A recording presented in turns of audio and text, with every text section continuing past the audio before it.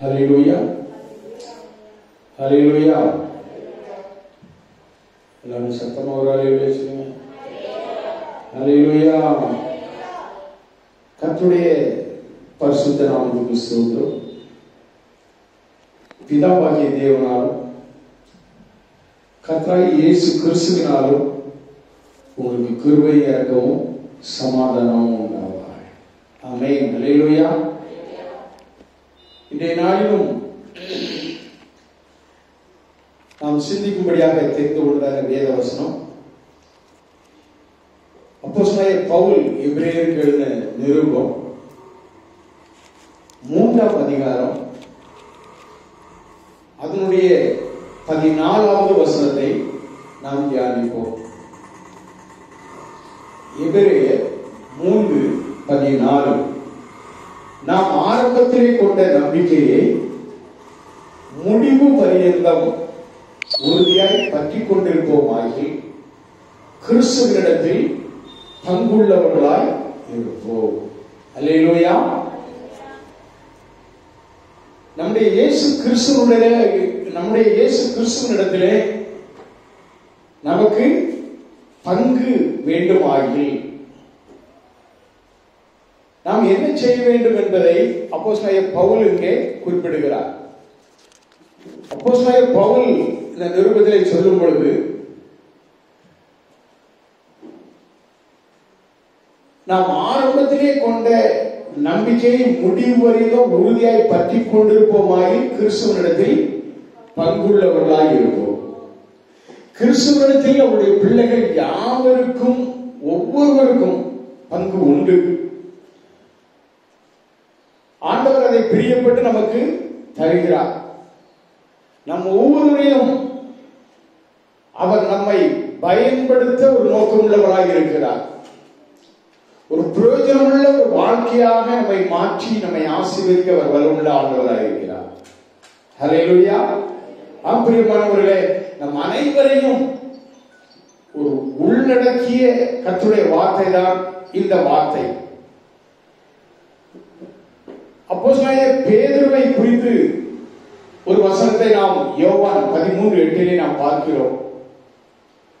இயேசு பேதுருவை நோக்கி, நான் உன்னை கழுவாவிட்டால் என்னிடத்தில் உனக்கு பங்கில்லை என்று சொல்கிறார். ஆண்டவராகிய இயேசு கிறிஸ்துடைய ரத்தத்தினாலே கழுவப்பட்ட பிள்ளைகள் அத்தனை பேருக்கும் ஆண்டவருடைய பங்கு உண்டு. அல்லேலூயா. கிறிஸ்துவினிடத்தில் பங்கு உண்டு. நாம் கிறிஸ்துவினிடத்தில் பங்கு உள்ளவர்களாய் காணப்படுகிறோம். அப்படி சொல்ல பொழுது பேதுரு என்ன செய்தார்? என்னை கால் மாத்திரமல்ல, என்னை முழுவதுமாக கழுவும் என்று சொன்னார்.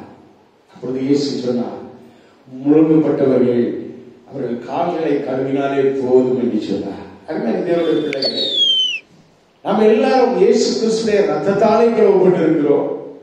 முழுகி ஞானஸ்நானம் பெற்றிருக்கிறோம். இப்படிப்பட்ட பிள்ளைகள் அனைவருக்கும் கிறிஸ்துவின் பங்கு உண்டு. அப்ப அந்த கிறிஸ்துவிடத்தில் இருக்கும் பங்குகள் என்ன? கிறிஸ்துவுள்ள ஆசீர்வாதங்கள் யாவுமே கிறிஸ்து நமக்கு தருகிறதான பங்குதான். அல்லேலூயா. வேதம் சொல்லுகிறது, எபிரேயர் 1ஆம் அதிகாரம் 2வது வசனத்திலே வாசிக்கும் பொழுது, இந்த கடைசி நாட்களில் குமாரன் மூலமாய் நமக்கு திருவுளம் பற்றினார், இவரை சர்வத்துக்கும் சுதந்திரவாளியாக நியமித்தார் என்று சொல்லப்பட்டிருக்கிறது. சர்வத்துக்கும் சுதந்திரவாளியாகிய கிறிஸ்து. கொலோசியர் 2:9 சொல்கிறது, தேவத்துவத்தின் பரிபூர்ணமெல்லாம் சரீரபுரமாக அவருக்குள் வாசமாய் இருக்கிறது என்று சொல்லப்படுகிறது. கொலோசியர் 2:9 நாம் வாசிக்கும் பொழுது இப்படியாக வேதம் கூறுகிறபடியா ஒவ்வொரு தேவனுடைய பிள்ளைகளும் தேவனுடைய ஆசீர்வாதத்துக்குரிய பிள்ளைகள். அப்படினால தேவனுடைய ஆசீர்வாதத்துக்காக நாம் கதற வேண்டும், கண்ணீர் விட வேண்டும் என்பது இல்லை. அது தானாகவே ஆண்டவர் உனக்கு நிச்சயமா கொடுப்பார். நீங்கள் கிறிஸ்துவுக்கு உள்ளே இருந்தால் கிறிஸ்துவின் சகல ஆசீர்வாதங்களும் உங்களுக்கு வந்து கிடைக்கும். அல்லேலூயா. கிறிஸ்துவுள்ள ஆசீர்வாதங்கள் அதுல ஒண்ணு என்ன தெரியுமா? தேவ சமூகம், தேவ வல்லமை, தேவ வாக்குத்தத்தம். இந்த மூன்றுமே கிறிஸ்துவுள்ள ஆசீர்வாதம். இந்த கிறிஸ்துவின் ஆசீர்வாதங்களை நாம் பார்க்கும் பொழுது மூன்று காரியமாக நாம் பார்க்கலாம். ஒன்று கிறிஸ்துவுள்ள ஆசீர்வாதம். கிறிஸ்துவிடத்தில் இருக்கும் பங்குகள்ல 3 பங்குகள். அதில் ஒன்று கிறிஸ்துவில் உள்ள ஆசீர்வாதம். அந்த கிறிஸ்துவில் உள்ள ஆசீர்வாதம் தான் தேவ சமூகம், பிரசன்ஸ் ஆஃப் காட். தேவ சமூகம். என் சமூகம் உனக்கு முன்பாக செல்லும் என்று மோசேயை பார்த்து சொன்னான். எதற்கு சொன்னான்? அவன், ஆண்டவரே, நீர் எனக்கு என்னோடு கூட வருகிறீரா, என்னோடு கூட இருக்கிறீரா என்று சொல்லி ஆண்டவரிடத்தில் கேட்டபொழுது, என் சமூகம் உனக்கு முன்பாக செல்லும். தேவ சமூகம் உனக்கு முன்பாக செல்லுகிறதாய் காணப்படுகிறது. நான் காரில் எப்பொழுதெல்லாம் தனிமையாய் செல்வேனோ அப்பொழுதெல்லாம் நான் சொல்வேன், ஆண்டவரே, நீர் என்னுடைய அவசரம் என்னுடைய இடப்பக்கத்திலே இருக்கிறேன். நான் வலது பக்கத்தில் இருந்து காரை ஓட்டிட்டு போறேன். என் இடப்பக்கத்திலே ஆண்டவர் இருக்கிறார். அந்த ஆண்டவருடைய பிரசனம், ஆண்டவருடைய அந்த பிரசனம் என்னோடு கூட இருக்கிறது. அவருடைய பிரசனம் எனக்கு முன் செல்கிறது. என்னோடு கூட என்னுடைய குடும்பத்தினர் எல்லாரும் பயணிக்கும் போது இயேசுவானவர் அவருடைய முன் செல்லும், சமூகம் முன் செல்லும். அவசரம் ஒரு இயற்கையை அவர் இருந்து கொண்டிருப்பார். அப்படித்தான் என்னோடு கூட வாரும் என்று சொல்லி ஆண்டவரை அழைத்து செல்வேன். நேற்றைய தினத்திலே ஒரு பெண்டகாஸ்ட் பாஸ்டர், ஒரு டிபிஎம் பாஸ்டர் பேசி ஒரு செய்தியை கேட்டேன். சொன்னார், ஒரு சம்பவத்தை குறித்து சொன்னார். ஒரு சகோதரி கணவர் பிள்ளைகளோடு கூட பயணப்படுகிறார். நிறைய தேவையான திங்ஸ் எல்லாம் எடுத்து அவருடைய கார்ல ஏற்றிக்கொண்டு அவள் பிரயாணமாக செல்ல புறப்படும் பொழுது அவருடைய தாய் ஓடி வருகிறாள். ஓடி வந்து, மகளே, இயேசுவையும் ஏற்றுக்கொண்டு போ அப்படின்னு சொன்னார். இயேசுவையும் ஏற்றுக்கொண்டு போ. அவள் சொன்னாரா, அம்மா, அவருக்கு இங்க இடம் இல்லை, நோ சீட், டிக்கில வேணா இடம் இருக்கு, டிக்கில வேணா உட்கார சொல்லுங்க பாருங்க. அப்படி சொல்லிட்டு பிரயாணம். கொஞ்ச தூரத்திலேயே ஒரு பயங்கரமான ஆக்சிடென்ட். கடந்த எல்லாம் காரே அப்பளம் மாதிரி ஒருங்கி போயிடுச்சு. இருந்த எல்லாரும் செத்து போறாங்க. டிக்கியை ஓபன் பண்ணா டிக்கியில 2 ட்ரே முட்டை இருந்தது. அந்த முட்டையில ஒரு முட்டை கூட உடையும். ஒரு அலையிலே சொல்லுங்க, டிக்கியில யாருங்களா சொல்லுங்க, யாருங்களா? இயேசு இருந்தா. அவளுக்கு இடம் கொடுத்தது டிக்கில தான் இடம் கொடுத்தா. ஆச்சரியமானவர்களே, வாழ்க்கையை இயேசுவை, அந்த கிறிஸ்துவுடைய பங்கை நீ நினைத்து ஆண்டவருக்கு என்ன செய்யணும்? நன்றி செலுத்த. ஒவ்வொரு நாளும், ஆண்டவரை, நீர் என்னோடு கூட இருக்கிறீர், நீர் என்னோடு கூட இருக்கிறீர்.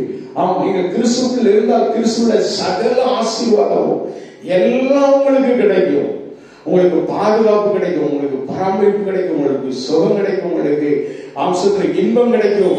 உங்களுடைய துக்கம் எல்லாம் சந்தோஷமாக மாறும். உங்களுடைய வாழ்க்கை மன மகிழ்ச்சியில் சந்தோஷமாக மாறும். அருமையான பிள்ளைகளை, கிறிஸ்துடைய பங்கு அதுதான். கிறிஸ்துவுடைய ஆசீர்வாதம்.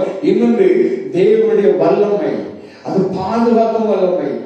அம்சத்திலும் முன்செல்லும் ஆண்டுடைய சமூகம் உன்னை தடைகள் எல்லாவற்றையும் நீக்கி ஆசீர்வாதமான பாதையை உன்னை வழிநட செல்லும். உன்னை பாதுகாக்கும். ஆபத்திலும் உன்னோடு கூட இருந்து உனக்கு துணை நின்று உன்னை ரட்சிக்கிற ஆண்டவர் உன்னோடு கூட வருவார். அந்த சகோதரி, இயேசுவுக்கு நான் இடத்தை வைத்திருக்கிறேன், அம்சத்திலும் அவர் என்னோடு கூட என்னுடைய கருத்தோடு கூட இருக்கட்டும் என்று சொல்லி இருந்தால் அம்சத்தில் விபத்தே நடந்திருக்காரு. அல்லேலூயா. நான் செபிக்கும் பொழுதுதான் சொல்லுவேன், நான் பிரயாணம் செல்லும் பொழுதுதான் சொல்லுவேன், ஆண்டவரே, வாகனம் ஓட்டுகிற என்னோடு உங்களுடைய பிள்ளைகளோடு உங்களுடைய கரம் இருக்கட்டும். அல்லேலூயா. அதுதான், நான் ஓட்டி கொடுப்பதாலும் சரி, தாமசம் ஓட்டினாலும் சரி, வில்சன் ஓட்டினாலும் சரி, கர்த்தருடைய கரம் இருந்து அந்த வாகனத்தை ஓட்டி சொல்லும். எல்லா இடையூறுகளுக்கும் எல்லா தடைகளுக்கும் நீக்கி விடுவிப்பார். Price God. அல்லேலூயா. அம்சத்திரம் அருமையான தேவனுடைய பிள்ளைகளே, அதுதான் தேவனுடைய வல்லமை. அதுதான் பவர் ஆஃப் காட். அது தேவனுடைய வல்லமை உன்னை பாதுகாக்கும். மூன்றாவதாக தேவனின் வாக்குத்தத்தம். ஆண்டவர் ஒவ்வொரு நாளும் நமக்கு வாக்குத்தத்தம் தருகிறார். ஒவ்வொரு ஆண்டும் நமக்கு வாக்குத்தத்தம் தருகிறார். அந்த வாக்குத்தத்தம் நம்மோடு கூட பேசிக்கொண்டே இருக்கு. அந்த வாக்குத்தத்தத்தை நாம் பற்றி பிடித்துக் கொண்டா அந்த வாக்குத்தத்தம் கடைசி வரை நம்மை பாதுகாக்கும்.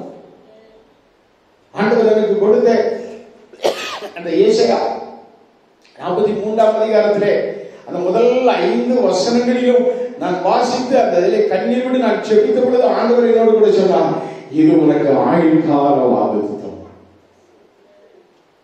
நான் உன்னை மீட்டுக் கொண்டேன், நான் உன்னை பயப்படாதே, நான் உன்னை மீட்டுக் கொண்டேன், நான் உன்னை பேர் சொல்லி அழைத்தேன், நீ என்னுடையவன், நீ தண்ணீர்களை கடக்கும் போது நான் உன்னோடு கூட இருப்பேன், நீ ஆறுகளை கடக்கும் போது அது அலைகள் என்ன செய்யாது, உன்னை ஏற்பட, நீ அக்னியில் நடக்கும்போது வேகாதிருப்பாய், அக்னி ஜுவாலை உன் பேரில் பற்றா. கர்த்தருடைய ஒவ்வொரு வாக்குத்தத்தமும் இன்றளவும் என்னிலே நிறைவேறிக் கொண்டிருக்கிறது. இன்றும் எப்படிப்பட்ட சூழ்நிலைகள் வந்தாலும், எப்படிப்பட்ட துன்பமான சூழ்நிலைகள் வந்தாலும், எப்படிப்பட்ட துக்கமான சூழ்நிலைகள் வந்தாலும், எப்படிப்பட்ட பிரச்சனைகள் வந்தாலும், எப்படிப்பட்ட போராட்டங்கள் எனக்கு வந்தாலும், அது அக்கறையிலே நடக்கிறதான காரியமாக இருந்தாலும், அது ஆறுகளை கடக்கக்கூடிய அம்சத்திலும் பயங்கரமான ஒரு கொந்தளிப்பான காரியமாக இருந்தாலும், கர்த்தர் என்னோடு கூட இருக்கிறார், என்னை பலப்படுத்துகிறார், என்னை மீட்டுக் கொள்கிறார். அம்சத்திலும் அதுதான் ஆண்டவர் எனக்கு கொடுத்த வாக்குத்தத்தம். அருமையான தேவனுடைய பிள்ளைகளை, கர்த்தர் நமக்கு வாக்குத்தத்தத்தின் தேவனாய் இருக்கிறார். Praise God. Hallelujah. அந்த தேவனின் வாக்குத்தத்தம் இதுதான் கிறிஸ்துவுள்ள ஆசீர்வாதம். தேவனுடைய சுபாவம், தேவனுடைய சுபாவம் வெளிப்படுத்தல் 1:9 நாம் பார்க்கும் பொழுது தேவனுடைய பொறுமைக்கும் உடன் பங்காளிகளுமாய் இருக்கிற யோவானாகிய நான் என்று சொல்லுகிறார். நம்முடைய ஆண்டவர் பொறுமையான ஒரு ஆண்டவர், பொறுமையுள்ள தேவர். அவர் கல்வாரி சிலுவையிலே மரண பரியந்தம், அதாவது சிலுவையில் மரண பரியந்தம் தம்மை தாமே தாழ்த்தினார் என்று நாம் பார்க்கிறோம். பிலிப்பியர் 2:8 கடைசி வரை அவர் பொறுமையோடு இருந்தார். பொறுமை என்பது சகிப்புத்தன்மை அல்ல. யார் என்ன சொன்னாலும் சகிச்சுட்டு போறது, யார் என்ன அடிச்சாலும் சகிச்சுட்டு வாங்கிட்டு போறது, அது இல்ல பொறுமை. பொறுமை என்பது தேவனுடைய கிருபையினாலே எல்லாவற்றையும் ஜெயித்தவர் என்னோடு கூட இருக்கிறார், அவர் எனக்குள்ளே வாழ்கிறார், அவர் என்னோடு கூட இருந்து இந்த சூழ்நிலையை எவ்வளவு மோசமான சூழ்நிலையாக இருந்தாலும் இந்த சூழ்நிலையிலே சோதரி எனக்கு ஜெயத்தை தருவார், நான் அதை ஜெயிப்பேன் என்பதுதான் பொறுமை. அல்லேலூயா. உன்னை சூழ்ந்து நிற்கும், உன்னை பயன்படுத்திக் கொண்டிருக்கும், உனக்கு விரோதமாக எழுந்திருக்கும் எல்லா சூழ்நிலைகளிலும் நீ ஜெயித்து முன்னேறுவது, அதுதான் பொறுமை. அது ஆண்டவர் உனக்கு கொடுக்கிற அந்த ஒரு கிருபையின் ஆசீர்வாதம். விசுவாசம் உறுதியும் ஒரு பொறுமை. அந்த விசுவாசம் வேண்டும். என்னோடு கூட ஜெயிக்கிறவர் இருக்கிறார், நான் ஜெயிப்பேன் என்பதை, அதுதான் அந்த விசுவாச உறுதி தான் பொறுமை. அல்லேலூயா. எத்தனை பேர் விசுவாசிக்கிறீங்க? அல்லேலூயா.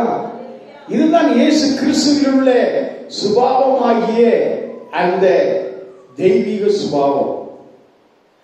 இந்த சுபாவத்தை நாம் பெற்று நாம் வாழ வேண்டும்.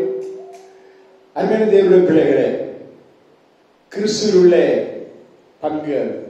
இரண்டாவதாக இயேசுவின் மூலமாக கிடைக்கும் பங்கு. இயேசுவின் மூலமாக கிடைக்கும் பங்கு. 3 பங்கு சொன்னேன். முதல் பங்கு கிறிஸ்துவில் உள்ள பங்கு. அதுதான் என்னது? பிரசன்ஸ் ஆஃப் காட், தேவ சமூகம், தேவ வல்லமை, தேவ வாக்குத்தத்தம்.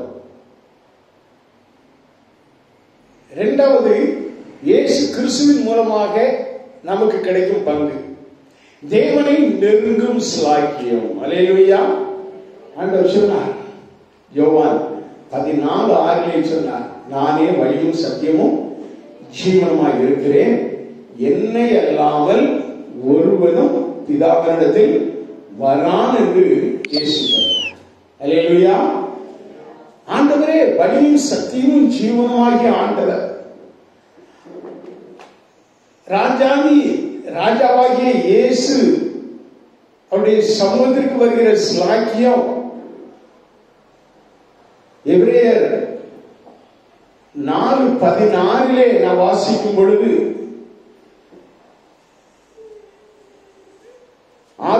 நாம் இரக்கத்தை பெறவும் ஏற்ற சமயத்தில் சகாயம் செய்யும் கிருபை அடையவும் தைரியமாய் கிருபாசன தண்டையிலே சேரக்கடவோம் என்று சொல்லுகிறார். அந்த கிருபாசன தண்டையிலே சேர்கிற ஒரு ஸ்லாக்கியம், ஒருவரும் பிரவேசிக்க முடியாத அந்த பரிசுத்த ஸ்தலத்தில் பிரவேசிப்பதற்கு நமக்கு கிடைத்த பாக்கியம். எபிரேயர் 10:19 நான் வாசிக்கும் பொழுது, எபிரேயர் 10:19 நான் வாசிக்கும் பொழுது, ஆகையால் சகோதரரே, நாம் பரிசுத்த ஸ்தலத்தில் பிரவேசிப்பதற்கு இயேசுவானவர் தமது மாம்சமாகிய திரையின் வழியாய் புதிதும் ஜீவனமான மார்க்கத்தை நமக்கு உண்டு பண்ணினபடியாக அந்த மார்க்கத்தின் வழியாய் பிரவேசிப்பதற்கு அவருடைய ரத்தத்தினாலே நமக்கு தைரியம் உண்டாயிருக்கிறபடினாலும் ஆம்சத்திரம் தேவனுடைய வீட்டின் மேல் அதிகாரியான மகா ஆசாரியர் நமக்கு ஒருவர் இருக்கிறபடியினாலும் என்று சொல்லப்பட்டிருக்கிறது. இயேசு கிறிஸ்துவின் மூலமாக நமக்கு கிடைக்கும் பங்கு அது தேவனுடைய பிரசன்னத்தை குறிக்கும், தேவனுடைய சமூகத்தை குறிக்கும், தேவனுடைய ஆலயத்திலே பிரவேசிப்பதை குறிக்கும். அருமையான தேவனுடைய பிள்ளைகளை, அப்படிப்பட்ட ஒரு பாக்கியம் நமக்கு உண்டு. அது ஆண்டவராய் இயேசு கிறிஸ்து நமக்கு ஏற்படுத்தியிருக்கிறதானே. அவருடைய மாம்சமாகிய திரையின் வழியாக தன்னுடைய மாம்சத்தை பிற்க கொடுத்து அடிக்கப்பட்ட வண்ணமாய் இருக்கிறது அந்த ஆட்டுக்குட்டியானவர் நமக்காக ஏற்படுத்தின பாதை பரிசுத்த ஸ்தலத்துக்குள்ளே பிரவேசிக்கிறதான ஒரு பாக்கியம், கிருபாசன தண்டையிலே தைரியமாய் கிட்டி சேர்வதற்கான ஒரு பாக்கியம். இப்படிப்பட்ட பாக்கியத்தை ஆண்டவர் இயேசு மூலமாக நாம் பெற்றுக் கொள்கிறோம். இயேசு கிறிஸ்து மூலமாக நமக்கு கிடைக்கிறதானே அந்த பாக்கியம். எப்படிப்பட்ட சூழ்நிலை, எப்படி மோசமான சூழ்நிலையிலும் அப்பா பிதாவே என்று அவர் கொடுத்திருந்த புத்திரை சுயாரத்தின் ஆவியோடு நாம் அவரை அழைக்கும் பொழுது அந்த மத்தியிலே பிரசன்னமாகிறார். நான் வாசம் செய்கிற அந்த இடத்திற்கு வருகிறார். ஒரு முதலமைச்சரும் ஒரு சிஎம்ஓ ஒரு பிஎம்ஓ நீங்க கூப்பிட்டா வந்துருவார் அவங்க வீட்டுக்கு. ஆனால் ராஜாதி ராஜா இயேசு கிறிஸ்துவை நீங்கள் அழைக்கும் போதெல்லாம் அவங்க அருகில் வந்து நிற்கிறது. ஒரு அல்லேலூயா சொல்லுங்க. அல்லேலூயா. பரலோக ராஜாவாகிய இயேசு கிறிஸ்துவை நீ எப்பொழுதெல்லாம் கூப்பிடுகிறாயோ கூப்பிடும் யாவருக்கும் ஐயா அருகில் வருபவரே, கூப்பிடும் யாவருக்கும் ஐயா அருகில் வருபவரே, உன்னைய கூப்பிடும் குரல்தனை கேட்டு விடுதலை தருபவரே, உன்னைய கூப்பிடும் குரல்தனை கேட்டு விடுதலை தருபவரே, என் இயேசு ராஜா ஸ்தோத்திரம், என் இயேசு ராஜா ஸ்தோத்திரம், சோத்திரமே அப்பா சோத்திரமே உயிருள்ள நாளெல்லாமே. அல்லேலூயா. நீ கூப்பிட்டால் உடனே உனக்கு அவர் செவி கொடுப்பது மாத்திரமல்ல, உன் அருகில் வருகிறார். இதுதான் நமக்கு இயேசுவின் மூலமாக கிடைக்கிறதான பங்கு, ஒரு பாக்கியம். தேவ பிரசன்னம் நம்மிலே இருக்கும் பொழுது மிகுந்த சந்தோஷம் உண்டாகும், மிகுந்த சமாதானம் உண்டாகும், மிகுந்த ஒரு மன மகிழ்ச்சி, ஒரு ஆசீர்வாதத்தை நாம் பெற்றுக் கொள்ளுகிறோம். எந்த பலகீனமான சூழ்நிலையிலும் கூட ஆண்டவர் நம்மை ஆட்கொள்ளும் பொழுது, அதனால தான் அப்போஸ்தலனாகிய பவுல் அவருடைய வார்த்தைகளிலே எழுத்துகளிலே சொல்லும் பொழுது என்னை ஆட்கொண்டவர் என்று சொல்லி சொல்லுவார். என்னை ஆட்கொண்ட தெய்வம். அருமையான தேவனுடைய பிள்ளைகளை, நம்மை ஆட்கொண்டு வழி நடத்துகிறவர் இயேசு கிறிஸ்து. இயேசுவின் மூலமாக உனக்கு தேவனை நெருங்கும் சாக்கியம். இன்னொன்று என்ன தெரியுமா? யோவான் 1:17 சொல்லப்பட்டபடி கிருபையும் சத்தியமும் இயேசு கிறிஸ்து மூலமாய் உண்டாயின என்று சொல்லப்பட்டிருக்கிறது. கிருபையும் சத்தியமும். அருமையான தேவனுடைய பிள்ளைகளே, கிருபை எப்பொழுதும் இயேசு கிறிஸ்துவால் மாத்திரமே கிடைக்கும். கிருபை இயேசு கிறிஸ்துவால் மாத்திரமே உங்களுக்கு கிடைக்கும். அதை பணம் கொடுத்தோ இல்ல வேற எதையாவது கொடுத்து வாங்க நம்மளால எரிச்ச முடியாது. வேற எந்த விதத்தினாலும் அந்த கிருபையை நம்மளால எரிச்ச முடியாது, வாங்க முடியாது. கிருபை ஒவ்வொரு நாளும் உங்களை சூழ்ந்து கொள்ளும் கிருபை. ஆண்டவர் நமக்கு தருகிறதான இலவசமாக கொடுக்கிறார். அந்த கிருபை உன்மேல் அன்பு வைத்ததினாலே அந்த கிருபை விளக்கப்படுகிறது என்று சொல்லுகிறதை அந்த கிருபை எதை செய்யும் அம்சத்தில் நமக்கு பங்காக கிடைக்கிறது. கிருபையும் சத்தியமும் இயேசு கிறிஸ்து மூலமாய் உண்டாயின என்று சொல்லி அப்போஸ்தலனாகிய யோவான் சுவிசேஷத்திலே 1:17 சொல்கிறார். ஹல்லேலூயா. ஒவ்வொரு நாளும் சவால்களை சந்திக்க, எதிர்ப்புகளை எதிர்கொள்ள, நமக்கு எதிரான காரியங்களை மேற்கொள்ள அவருடைய கிருபை நமக்கு போகும். ஒரு அலையில சொல்லுவோமா, அந்த எந்த நேரத்தில் எது வேண்டுமோ அதை சரியாக ஆண்டவர் தருவார். அதான் ஆண்டவருடைய கிருபை. Praise God. ஹல்லேலூயா. மூன்றாவது அம்சத்தில் ஒரு மனிதருக்கு மகிமை, கனம், அங்கீகாரம் எல்லாத்தையும் தருவது ஆண்டவர் தான். அதுதான் அம்சத்திரம் இயேசு கிறிஸ்து மூலமாக நமக்கு கிடைக்கிறதான காரியம். அவர் தான் நமக்கு என்ன செய்கிறாரு? மகிமை தாரார், கனத்தை தாரார், அங்கீகாரத்தை தாரார். நாமா எனக்கு கனம் கொடுக்கலையே, எனக்கு மகிமை செலுத்தலையே அப்படின்னு சொல்லிட்டு நம்ம நினைக்க முடியாது. எனக்கு அங்கீகாரம் இல்லையே அப்படின்னு சொல்லிட்டு சிலவங்க சொல்லுவாங்க. குடும்பத்துல சில சகோதரிகளோ சில நேரம் சொல்லுவாங்க, எனக்கு குடும்பத்துல எனக்கு எந்த ஒரு இது கிடையாது, எந்த ஒரு பொருட்டாவே என்ன மாட்டாங்க. ஆனால் கர்த்தர் தான் கிறிஸ்துவின் மூலமாக தேவனுடைய சுதந்திரமாய் இருக்கிறாய் என்று சொல்லி கலாத்தியர் 4:7 சொல்கிறது. ஹல்லேலூயா. பிரியமானவர்களே, சுதந்திரம் கிறிஸ்து நமக்கு உண்டாக்கின சுயாதீன நிலைமையிலே நிலை கொண்டிருக்கிறது என்று கலாத்தியர் 5:1 சொல்லுகிறது. கிறிஸ்து தான் நமக்கு என்ன செய்கிறார்? நமக்கு சுதந்திரமாய் இருக்கிறார். நம்மை சுதந்திரவாளியாய் நம்மை என்ன செய்கிறார்? அங்கீகரித்து நடத்துகிறார். கர்த்தருடைய பிள்ளைகளுக்கு இயேசு கிறிஸ்து மூலமாய்த்தான் கனம், மகிமை, அங்கீகாரம் எல்லாம் கிடைக்கும். அம்சத்திரம் மனிதனோ அவருடைய சூழ்ச்சிகளோ ஒன்றுமே அவர்களை எரிச்ச முடியாது, பெற்றுக்கொள்ள முடியாது. கர்த்தர் அதை அனுமதிக்க மாட்டார். இது அவருடைய பங்கு.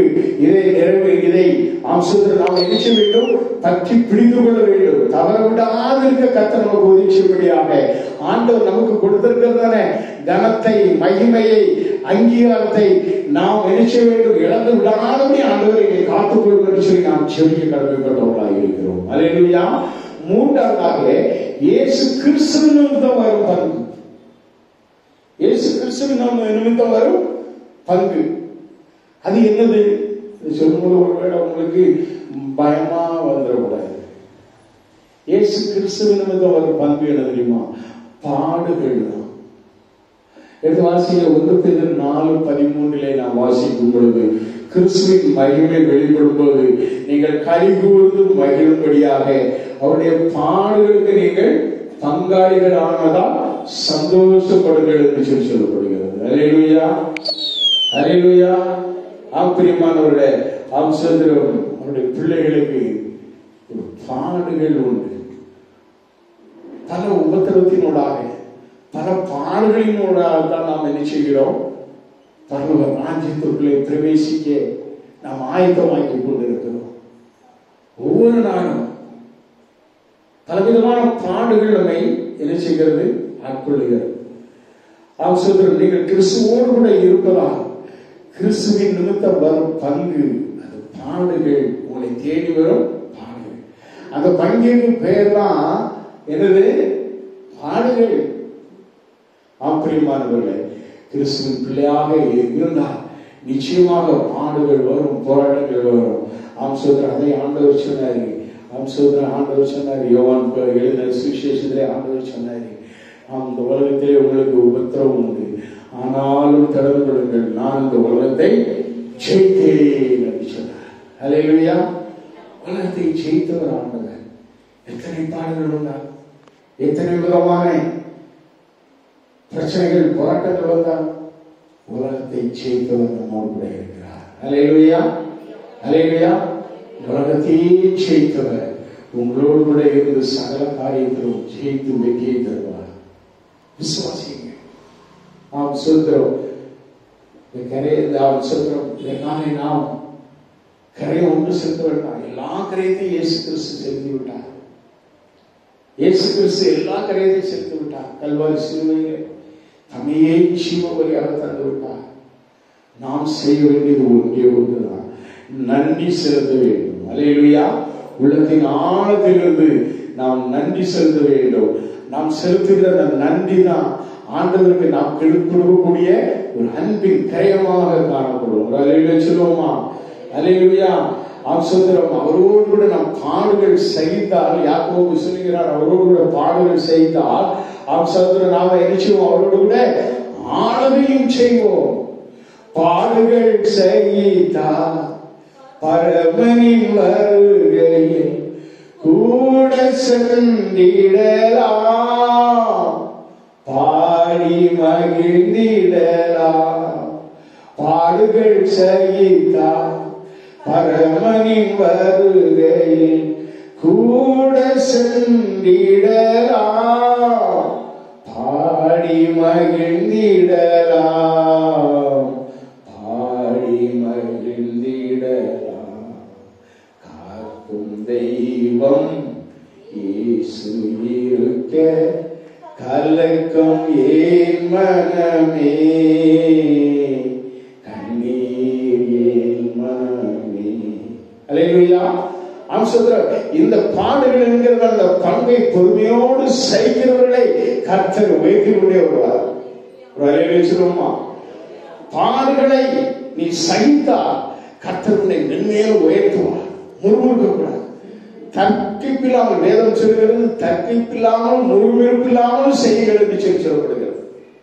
நீங்கள் அந்த பிலிப்பியர் 2ஆம் அதிகாரத்தில் நீங்கள் அந்த வசனத்தை வாசிக்கலாம். நாங்கள் பிலிப்பியர் 2ஆம் அதிகாரத்தை தியானிக்கும் பொழுது அந்த தியானத்திலே வசனம் வந்தது. பிரியமானவர்களே, நாம் போனும் மாறுபாடான சந்ததிகளின் நடுவே வாழ்ந்து கொண்டு இருக்கிறோம் என்று சொல்லி அந்த வசனம் சொல்லுகிறது. ஆனபடினாலே நீங்கள் முறுமுறுப்பில்லாமல் தர்க்கிப்பில்லாமல் செய்யுங்கள். கர்த்தருக்காக செய்யக்கூடிய எல்லா காரியத்தையும் முறுமுறுப்பில்லாமல் தர்க்கிப்பில்லாமல் செய்யுங்கள் என்று சொல்லி அப்போஸ்தலர் பவுல் பிலிப்பியர் நிருபத்திலே அருமையாக சொல்லி இருக்கிறார். அதனால பைபிள் ஸ்டடிக்கு வாங்கன்னு சொல்லுங்க. அல்லேலூயா. பிரியமானவர்களே, ஆமா, நாம் ஆரம்பத்திலே பற்றி கொண்டிருக்க வேண்டிய 3 காரியங்களை குறித்து பார்க்க போறோம்.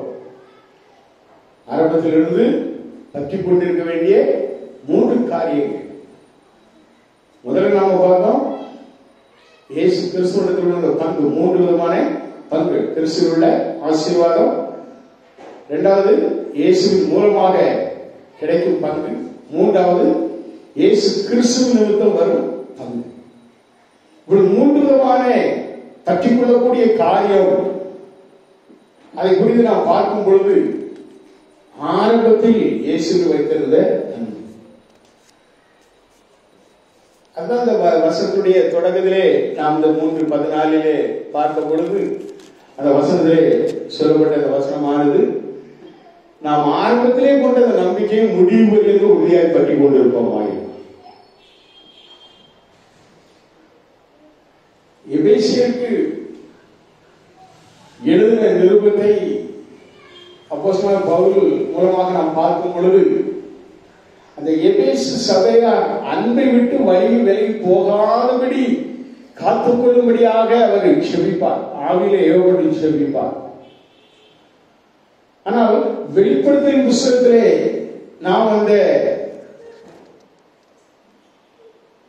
சபையை குறித்து நாம் பார்க்கும் பொழுது,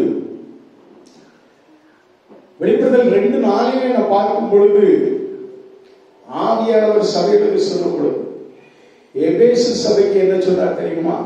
நீ ஆதியிலே கொண்டிருந்த அன்பை விட்டாய் என்று சொல்லி சொல்லுகிறார்.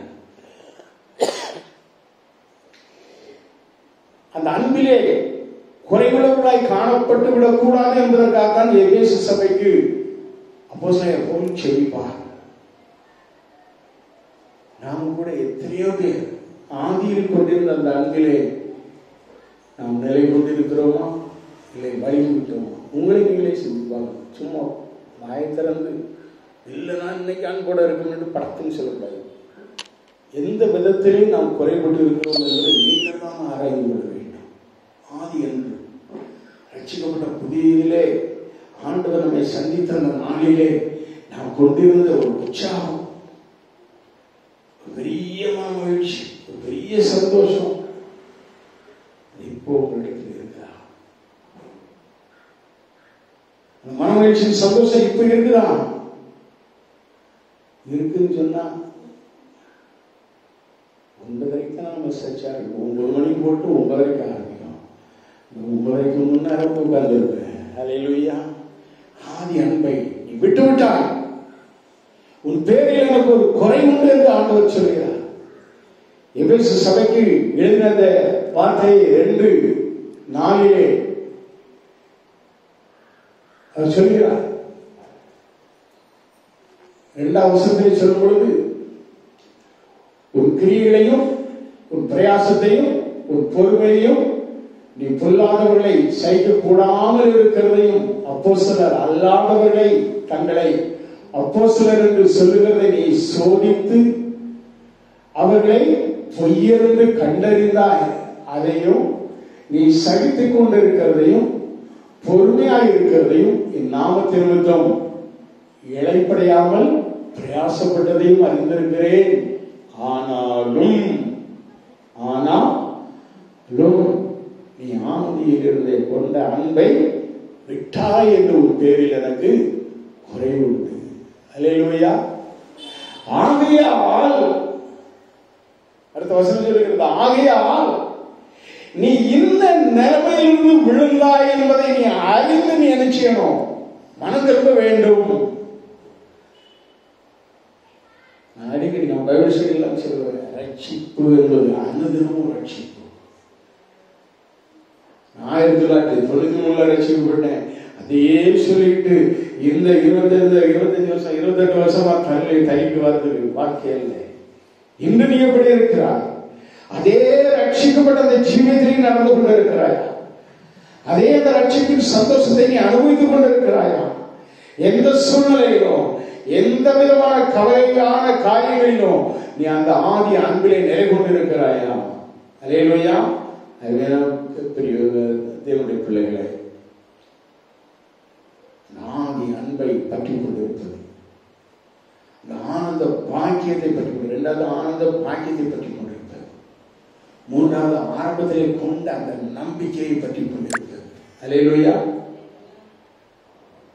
இந்த நம்பிக்கைக்கு இடையூறு செய்ய ஒரு 3 காரியத்தை பார்ப்போம். ஒன்று என்ன தெரியுமா? அவிசுவாச இருதயம். இவர்களுடைய இருதயம் அவிசுவாச இருதயம். இந்த அவிசுவாசம் உள்ள அந்த பொல்லாத இருதயம் உங்களுக்குள்ள இராதபடிக்கு எச்சரிக்கையா இருக்கிறது. 3ஆம் அதிகாரம் 12ஆம் வசனத்திலே வாசிக்கும் பொழுது, எபிரேயர் 3:12, சகோதரரே, ஜீவனுள்ள தேவனை விட்டு விலகுவதற்கு ஏதுவான அவிசுவாசம் உள்ள பொல்லாத இருதயம் உங்களில் ஒருவருக்குள்ளும் இராதபடிக்கு நீங்கள் எச்சரிக்கையா இருங்கள் என்று அப்போஸ்தலர் பவுல் சொல்கிறார். ஒன்று அவிசுவாசம் உள்ள இருதயம். அவிசுவாசம் உள்ள வந்துட்டுனாலே விசுவாசம் போயிடுச்சுன்னு அர்த்தம். விசுவாசம் போயிடுச்சு.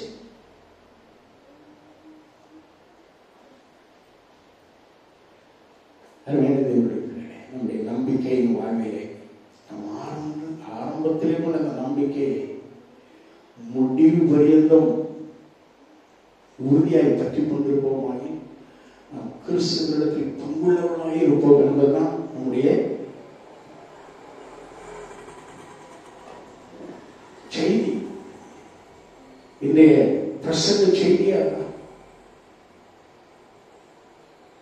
விசுவாசத்திலே நாம் உறுதியில்லாதவர்களாய், நாம் வீழ்கிறவர்களாய், சறுக்குதல் உள்ளவர்களாய் காணப்பட்டால் இந்த அவிசுவாசம் என்ன செய்யும்? நம்முடைய நம்பிக்கையை தளர்த்து விடும். அல்லேலூயா. உடைய ஜெபங்களை ஆண்டவர்களை கொண்டு போய் சேர்க்கவே செய்யாது. உன்னுடைய விண்ணப்பங்கள் ஆண்டவருக்கு எட்டவே செய்யாது. நீ அவிசுவாசத்தோடு ஆண்டவர் கேட்பாரோ கேட்க மாட்டாரோ, என்ன செய்தாரோ, என்ன சொல்லுறாரோ, எந்த விதமாய் இருக்காரோ, நம்முடைய ஆண்டவர் அவசரம் நீ வாயை திறக்கிறதுக்கு முன்பதாகவே அவர் கவனித்து கேட்கிறவராய் இருக்கிறார். நீ ஜெபிப்பதற்கு முன்னே உன்னுடைய ஜெபத்தை அவர் கேட்கிறவராய் இருக்கிறார். அவர் விண்ணப்பத்தை கேட்பவர், ஜெபத்துக்கு பதில் தருகிறவர். அருமையான தேவனுடைய பிள்ளைகளை, அவிசுவாசம் உள்ள இருதயத்தை விட்டு நம்ம என்ன செய்யணும்? அதை அப்புறப்படுத்திக் கொண்டு நம்பிக்கையோடு விசுவாசத்தோடு நாம் ஜெபிக்கிறவர்களாய் காணப்படும். இரண்டாவது, வழுகி போகிற இருதயம். வழுகி போகிற இருதயம் எபிரேயர் 3:10 நாம் வாசிக்கும் பொழுது, ஆதலால் நான் அந்த சந்ததியை ஆலோசித்து அவர்கள் எப்பொழுதும் வழுகி போகிற இருதயம் உள்ள ஜனம் என்றும் என்னுடைய வழிகளை அறியாதவர்கள் என்று சொல்லி சொல்கிறார். இஸ்ரவேல் ஜனங்கள் எகிப்து தேசத்திலிருந்து வரவழைத்த பொழுது, மோசே தலைமையிலே கூட்டிக் கொண்டு வந்த பொழுது பல இடங்களிலே அவருடைய தட்டிப்பு, அவருடைய எதிர்ப்பு, அவருடைய கடினப்பட்ட இருதயம், அவர்களுடைய வழுகி போகிற இருதயம், வழுகி போகிற இருதயம். ஆம்பரியமானவர்களே, வழுகி போகிற இருதயமுள்ள ஜனம் என்று இஸ்ரவேலை குறித்து ஆண்டவர் சொல்கிறார். தேவ சித்தத்துக்கு மாறாக சாலமோன் அந்நிய ஜனத்திலிருந்து பெண்களை கொண்டதனாலே அவருடைய இருதயத்தை வழி போக பண்ணினார்கள் என்று சொல்கிறார் சாலமோனை குறித்து. தேவனால் அங்கீகரிக்கப்படாத எந்த உறவுகளும், எந்த ஒரு நட்புகளும், கர்த்தருடைய பார்வையில் பிரியமில்லாத எந்த ஒரு ஐக்கியங்களும் நம்மை என்ன செய்யும்? வழுகி போக செய்யும். நம்முடைய இருதயங்களை வழுகி போக செய்யும். பிரியமானவர்களே, மூன்றாவது கடின இருதயம். மூன்றாவது என்னது? கடின இருதயம். எபிரேயர் 3:6 நாம் வாசிக்கும் பொழுது அங்கே நாம் பார்க்கிறோம், கிறிஸ்துவோ அவருடைய வீட்டிற்கு மேற்பட்டவரான குமாரனாக உண்மையுள்ளவராக இருக்கிறார். நம்பிக்கையினாலே உண்டாகும் தைரியத்தையும் மேன்மை பாராட்டலையும் முடிவு வரையும் உறுதியாய் பற்றி கொண்டிருப்போமாயில் நாமே அவருடைய வீடாய் இருப்போம் என்று சொல்லுகிறது. அல்லேலூயா. ஆம் பிரியமானவர்களே, ஆம், நம்பிக்கையினாலே உண்டாகும் தைரியத்தையும் மேன்மை பாராட்டலையும் முடிவு வரையும் உறுதியாய் பற்றி கொண்டிருப்போமானால் நாமே அவருடைய வீடாய் இருப்போம். நீங்களே அந்த வீடு, உங்களுக்குள்ளே வாசம் பண்ணுகிற இயேசு கிறிஸ்து. நமக்கு அந்த கடினப்பட்ட இருதயத்துக்குள்ளே ஆண்டவர் இருக்க மாட்டார், வாசமா இருக்க மாட்டார். அநேக உள்ளங்கள் கடினப்பட்டு போய் காணப்படுகிறது. செய்த தவறை தவறு என்று சுட்டி காட்டினாலும் கூட அது தவறு என்று நினைப்பதே கிடையாது. நான் என்ன தவறு செய்தேன், நான் செய்தது தப்பா என்று சொல்லி கூட என்ன சொல்வாங்க, முகத்துக்கு நேரம் கேட்கிற ஒரு தைரியம். கடினப்பட்ட இருதயம், ஒரு நொறுக்கப்பட்ட இருதயத்திலே நீங்கள் ஒரு குற்றத்தை சொன்னால், ஆமா பாஸ்டர், ஆமா ஐயா, நான் தவறு செய்தேன் என்று ஏற்றுக்கொள்வார்கள். கடினப்பட்ட இருதயத்தில் நீங்க சம்மட்டியை போட்டு அடிச்சாலும் சரி, அவங்க என்ன சொன்னாங்க, செய்தது தப்புன்னு ஒத்துக்கொள்ளவே மாட்டாங்க. நான் செய்தது ரைட்டு, நான் செய்தது ரைட்டு.